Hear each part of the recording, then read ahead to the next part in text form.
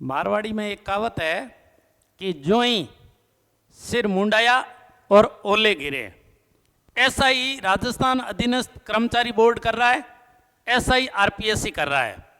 RPSC विद्यार्थियों के साथ में, अभ्यर्थियों के साथ में एक ऐसा खेल खेल रही है कि इन्होंने एक नया रूल्स और रेगुलेशन लागू किया कि 40% हर भर्ती में एक क्वालिफाइंग मार्क्स निर्धारित किए, लेकिन आरपीएससी ने किसी भी प्रकार का कोई सिलेबस चेंज नहीं किया, न उस सिलेबस को इन्होंने शॉर्ट किया और सिलेबस लेंथी, साथ में 40% थ्योरिटिकल कथन कारण और फैक्चुअल क्वेश्चन की इतनी भरमार दे दी कि अभ्यर्थी परेशान है कि किस प्रकार इसको एग्जाम को क्वालिफाई किया जाए। तो क्वालिफाइंग एग्जाम को क्वालिफाई करने के लिए आज तक के जितने भी चेयरमैन आए हैं उन्होंने एक बात जरूर बोली है, ये कोई नई बात नहीं है। हमारे माननीय आदरणीय आरपीएससी जो अध्यक्ष है, चेयरमैन है, चेयरमैन महोदय ने एक बात बोली कि भर्ती परीक्षाओं में क्वालिफाई होने के लिए मूल किताबों का पढ़ना होगा। यू आर सऊ, ये आज की कोई नई बात नहीं है। ये आरपीएससी की स्थापना से लगा करके आज तक आरपीएससी किसी न किसी अध्यक्ष ने ये बात कही है। और मूल किताबें यदि कैरियर काउंसलर के पास में जब कोई अभ्यर्थी जाता है या किसी कोचिंग में जाता है तो वो बेस तैयार करने को पहले एनसीईआरटी किताबें और उसके बाद में आरपीएससी किताबें पढ़ने को प्रेरित करता है और सबसे पहले नोट्स उन्हीं से ही बनाया जाता है। और एक अच्छा राइटर होता है वो उन्हीं किताबों को एडॉप्ट करता है, उन्हीं किताबों से सामग्री को लेता है। जबकि इन्होंने अपनी गलतियां छिपाने के लिए कहा है कि मूल किताबों की तरफ भर्ती परीक्षाओं में क्वालिफाई होने के लिए मूल किताबों का पढ़ना होगा। आखिर मूल किताबें है कौन सी? आरपीएससी किन को मूल किताबें मानती है? राजस्थान सरकार ने गरीब स्टूडेंट के लिए, जो पिछड़े स्टूडेंट हैं उनके लिए हिंदी साहित्य ग्रंथ अकादमी की स्थापना की। और हिंदी साहित्य ग्रंथ अकादमी ये कहती है कि वो सस्ते मूल्य पे बाजार के अंदर है किताबें उपलब्ध करवाती है।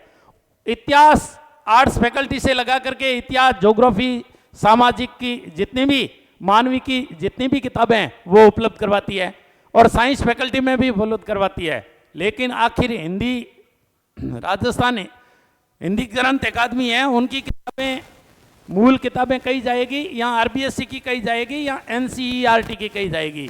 ये तो केवल अपनी कमियों को ढकने के लिए ऊंट के मुंह में जीरा, यानी थोड़ी सी भर्तियां दे देना और उन भर्तियों में भी कोई अभ्यर्थी पास नहीं होना। मूल विचार करना चाहिए आरपीएससी को कि हमारी कहाँ कमियां रह गई, कहाँ हमारी खामियां रह गई। और आरपीएससी का जो असिस्टेंट प्रोफेसर एग्जाम हुआ उनमें तो उन्होंने हद ही कर दी कि इन्होंने नया रूल्स और रेगुलेशन लागू किया 40% क्वालिफाई एग्जाम का, लेकिन उन्होंने सिलेबस डालना या नोटिफिकेशन डालना या नोटिस डालना या अभ्यर्थियों को सचेत करना भूल गई। और अभी कह रही है कि आपको मूल किताबों की तरफ लौटना होगा। कौन सा ऐसा अध्यक्ष या चेयरमैन नहीं आया जिसने नहीं कहा हो कि आप मूल किताबों को पढ़िए, आरबीएससी की किताबों को पढ़िए, आप एनसीईआरटी किताबों को पढ़िए। एक अच्छा काउंसलर सबसे पहले यही चीजें बताता है। फिर भी क्या कमियां रह गई तो अपन ये सोचते हैं कि मूल किताबें हैं आखिर कौन सी। अब अभ्यर्थियों द्वारा आयोग लिया जा रहा बुक्स में भर्ती परीक्षाएं जो ये बता रहे हैं आरपीएससी अध्यक्ष महोदय, इनमें कोई नयापन नहीं है। ये जो किताबें बता रखी है इनमें कोई नयापन नहीं है। इन्होंने जो बात बताई है इनमें कोई नयापन नहीं है। ऐसा कोई कोचिंग का टीचर, ऐसा कोई कैरियर काउंसलर जो कैरियर के बारे में बताता है, कोई ऐसा टीचर नहीं है जिन्होंने ये बात बोली नहीं हो। सबसे पहले उनको एनसीईआरटी किताबें और आरबीएससी की किताबें ही पढ़ाई। उसके बाद में एक अच्छा कंपटीटर होता है, वो उन मूल किताबों को देखता है, हिंदी ग्रंथ साहित्य अकादमी की किताबों को देखता है। तो अपन आखिर मूल किताबें किन को ले सकते हैं? जैसे हिंदी साहित्य ग्रंथ अकादमी की जितनी भी किताबें हैं, यदि आप जब ऑब्जेक्शन लगता है, ऑब्जेक्टिव क्वेश्चन का ऑब्जेक्शन लगता है और आप आरपीएससी को क्वेश्चन आंसर की को चैलेंज करते हो और उसमें आपने हिंदी ग्रंथ साहित्य अकादमी की किताबों का उल्लेख किया है, उनके पेज नंबर का उल्लेख किया है और आपने यदि अपलोड किया है, तो आरपीएससी को 7 बार मानना पड़ेगा, एक बार नहीं 7 बार मानना पड़ेगा। यदि आरपीएससी के किसी एग्जाम सेटर ने अपनी तरफ से आंसर की में कुछ और अंक दिया है तो उसको डिलीट करना पड़ेगा। अब कुछ किताबें जो अपनी मूल किताबें हैं, तो राजस्थान हिंदी साहित्य ग्रंथ अकादमी की किताबें गरीब बच्चों के लिए और पिछड़े बच्चों के लिए और साधारण सिंपल बच्चों के लिए जो उपलब्ध करवाई जाती है, यानी हर स्टूडेंट को वो उपलब्ध करवाई जाती है। इनके अलावा कुछ लेखक ऐसे हैं कि उन लेखकों की जो किताब है वो ऑथेंटिक मानी जाती है और वो यूनिवर्सिटीज में चलती है। जितने भी विश्वविद्यालय, उन विश्वविद्यालयों के अंदर यदि वो चल रही है तो वो मान्य है। इनमें से जैसे अपन भौतिक भूगोल की बात कर लें, भूगोल में अपन जाएंगे, आरबीएससी की एनसीईआरटी की किताबों के अलावा जितनी भी किताबें हैं, यदि राजस्थान जीके की लेंगे तो आरबीएससी राजस्थान बोर्ड की जो किताबें हैं 6 से लगा के 12 तक, उनमें जो दे रखा है वो अपनी मूल किताबें कही जाएगी। जैसे साविंदर सिंह की भौतिक भूगोल, ये एक मूल किताब है। इन आपने इनका उदाहरण दे दिया वहां आंसर की में, ऑब्जेक्शन में, तो मानी जाएगी। स्टूडेंट एटलस सूजस, ये 1000 से 12 पेज की है सूजस राजस्थान। सूजस राजस्थान डीआईपीआर जो डिपार्टमेंट है राजस्थान का, संचार मंत्रालय द्वारा, प्रौद्योगिकी द्वारा, सूचना और संचार मंत्रालय द्वारा ये वर्तमान में 1 पेज 2 पेज या 3-4 पेज के अंदर प्रतिदिन दिया जा रहा है। आप इनका कलेक्शन रखिए और इनके एक शॉर्ट नोट्स बना लीजिए। ये मंथली भी आती है और वर्तमान में वार्षिक भी डालते हैं। और यदि आपका बजट आया है तो बजट राजस्थान सूजस में उल्लेखित पक्का होता है।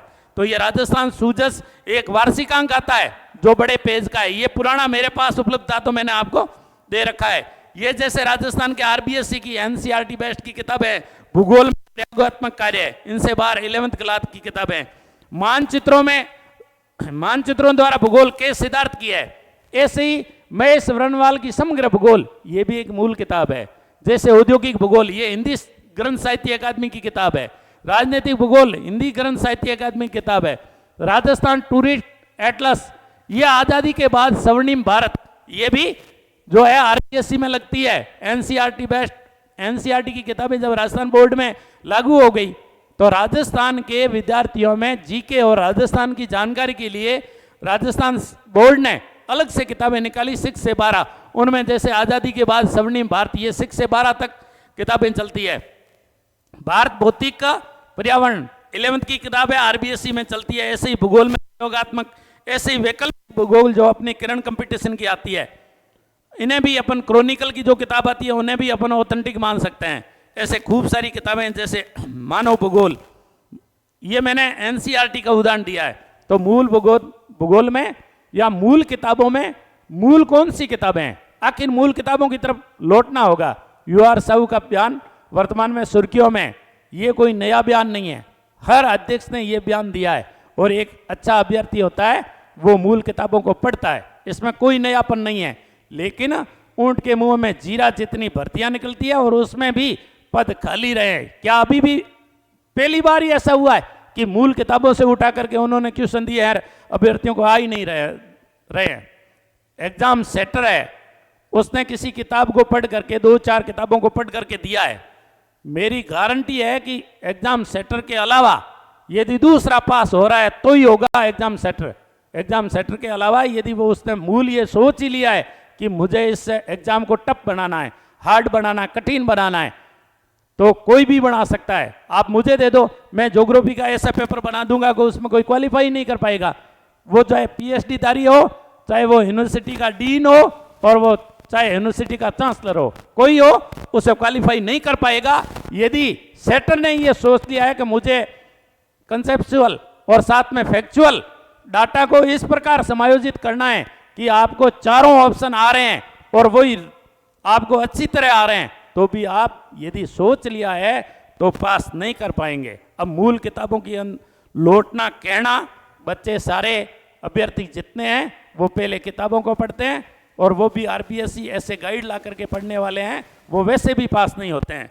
धन्यवाद कि हमारे माननीय अध्यक्ष महोदय का, चेयरमैन का, कि इनके अभी जाकर के दिमाग में आया है कि मूल किताबों की तरफ पढ़ना होगा। अपनी कमियों को ढकना, कोई इनसे सीखें, ये अपनी कमियों को ढकना है।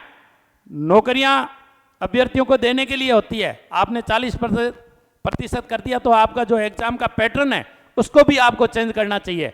आपने जो पैटर्न डाल रखा है, लेंथी आपने सिलेबस डाल रखा है और उसमें भी आपने इतने 40% का क्राइटेरिया रखा है, तो आपको एग्जाम का जो पैटर्न है उसको भी थोड़ा ठीक ठाक करना होगा, तब जाकर के अभ्यर्थी पास होंगे। बाकी सब पढ़ने वाले ऐसे नहीं है कि शॉर्टकट कोई पढ़ लिया, कोचिंगों में पढ़ लिया और फिर पास होना चाहते हैं।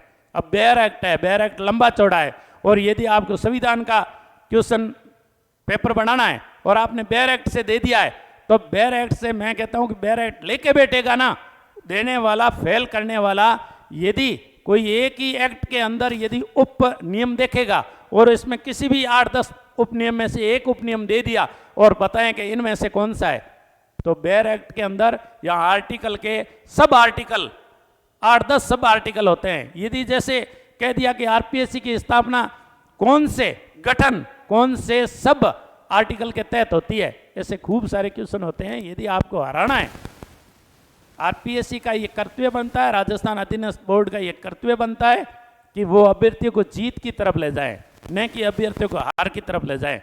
जबकि इन्होंने जो पैटर्न दिया है और अभी कह रहे हैं कि आपको मूल किताबों की तरफ लौटना होगा। मूल किताबें हर अभ्यर्थी के टेबल पे पड़ी है, हर अभ्यर्थी पहले उनको चाटता है। और रही बात ये एनसीईआरटी की कुछ ऐसे चैप्टर है, जैसे आप ज्योग्राफी में देखोगे कुछ क्वेश्चन ऐसे हैं, जैसे भूगोल को द्वैतवाद में ले लिया जाए तो भौतिक भूगोल है और मानविकी भूगोल है, मानव भूगोल है। अब एक क्वेश्चन दे दिया कि सामाजिक भूगोल कौन से भूगोल का मुख्य भूगोल का पार्ट है, तो अपन उसको मानव भूगोल में लेंगे। ये 11th की आपका जो भौतिक भूगोल है उसमें पहले चैप्टर में पहली बात ये रखी है और ये उठा करके दे दिया, तो उन चीज़ों के लिए अपने को मूल किताबें पढ़नी होती है। बाकी आपको कुछ चीज़ें जैसे कॉन्टिनेंटल ड्रिफ्ट थ्योरी है, कॉन्टिनेंटल ड्रिफ्ट थ्योरी को काटा ही ऐसे गया है कि मूल किताब में अपने को समझ में नहीं आएगी। इसके अलावा आपने दूसरी गाइडें भी देखनी होगी। अब कॉन्टिनेंटल ड्रिफ्ट थ्योरी को जब आप साविंद्र सिंह में देखोगे तभी समझ में आएगी, मूल किताब में आपको समझ में नहीं आएगी। मूल किताबों में कॉन्टिनेंटल ड्रिफ्ट थ्योरी के जितने प्रमाण हैं, कौन से विद्वान ने क्या प्रमाण दिए, वो प्रमाण भी नहीं है, तो आपको दूसरी किताबें भी पढ़नी पड़ेगी। मूल किताबों के अलावा भी ये हमारी भर्ती एजेंसियां हैं, उनसे ये निवेदन रहेगा कि वो कुछ, यदि आपने लेंथी सिलेबस दे रखा है तो सिलेबस का पैटर्न चेंज करें, और आपने 40% दे दिया है, साथ में आपका माइनस, आपने नेगेटिव मार्किंग रखी है, तो बच्चों के ऊपर बहुत ज़्यादा प्रेशर पड़ रहे हैं और मूल किताबों की तरह लौटने से, कहने से आप जिम्मेदारी से नहीं बच सकते। जय हिंद, जय भारत।